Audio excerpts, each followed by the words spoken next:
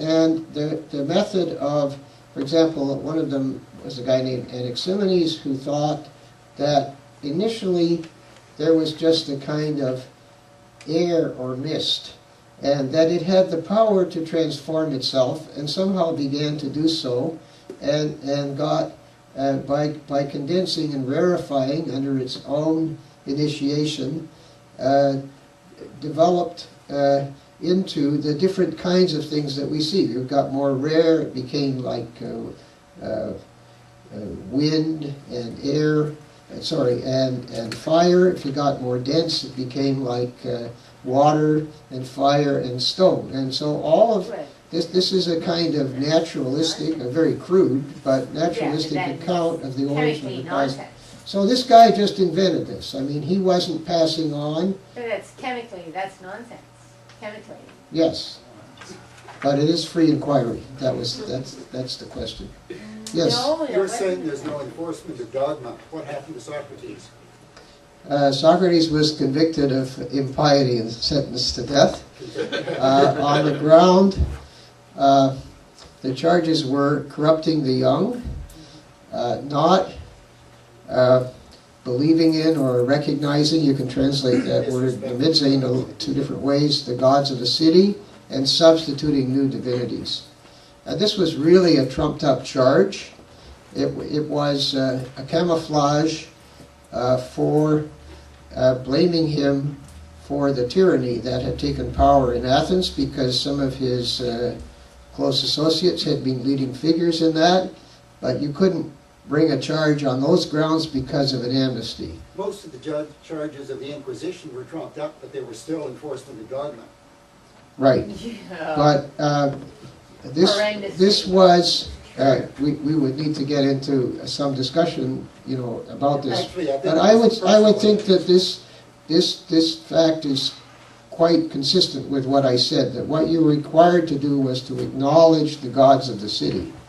There was no set dogma. There's nothing like, the Council of Nicaea or the other dogmas of the Catholic Church that were being enforced through the Inquisition. All right, let me proceed. The next quotation takes us to the 5th century BCE. So the 400s, and indeed even into I guess Protagoras was about 490 to 420, if I remember my dates correctly, and he was one of an interesting group of thinkers in the 5th century BCE in the Greek-speaking world, called sophists. The word sophistry nowadays refers to specious argument. And indeed, some of these people were in fact teaching you, how to argue in specious ways. But the word in those days simply meant, historically, somebody with a skill. So even a carpenter would be a sophist of a kind. But these people professed to have a skill that they could impart. In particular, the skill of persuading people through speech, whether in the assembly or in the law courts, and this is a skill in demand because of increasing democratic forms of government in Athens, but also in some other ancient Greek city-states. And they would go around from city to city, and they would charge money for a course in which you would learn these skills.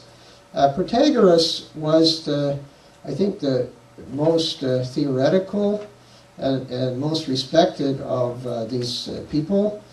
Plato in his writings generally disparages the sophists, doesn't have very many good words to say about them. But when Protagoras is a figure in his dialogues, as he is in a couple of them, he's actually treated with quite a bit of respect. And he talks back to Socrates in a way that a lot of Socrates' interlocutors do not. And we have a quotation which apparently was the first sentence in a work of Protagoras called On the Gods.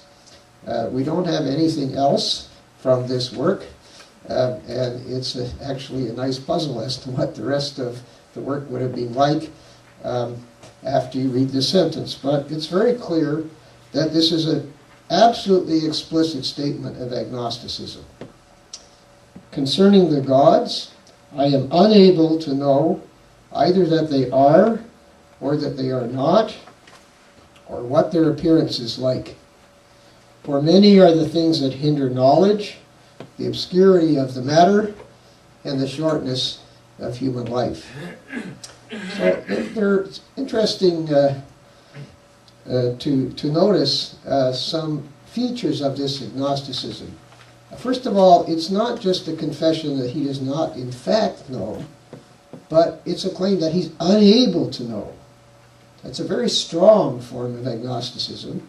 And it's not only about the existence of the gods, it's also about the nature of them and the way that they appear. So it's a sort of comprehensive agnosticism.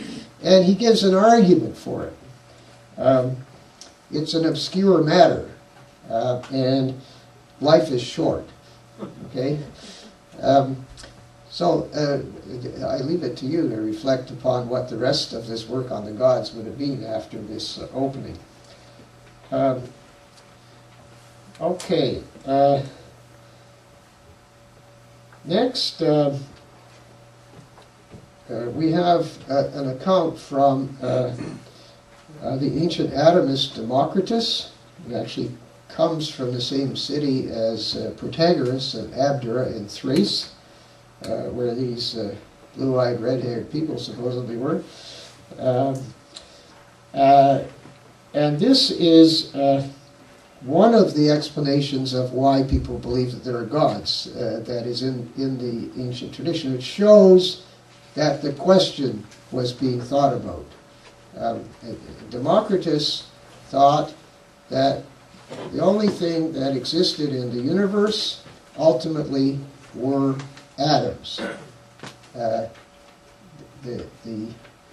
which were indivisible. That's what the word atom means. Little particles, too small to be seen, that were eternal. Each atom always had existed and always would exist, and all that was going on, these things were just moving around,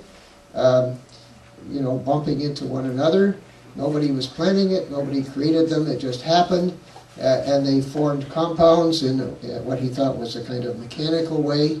And he supposed that there was void for them to move around in, which he thought was non-being. So we have being in the form of indivisible atoms, and we have non-being in the form of void. So pretty clearly, there's no room in this picture of the universe for gods, unless you conceive of gods as composed of atoms, of being physical beings just like you and me.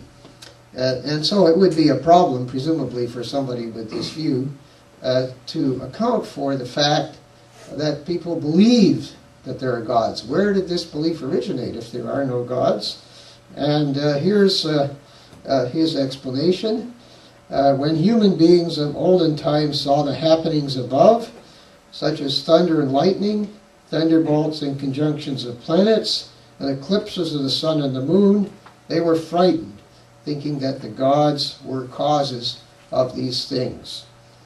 So these are sort of unusual celestial and atmospheric phenomena that kind of terrify people.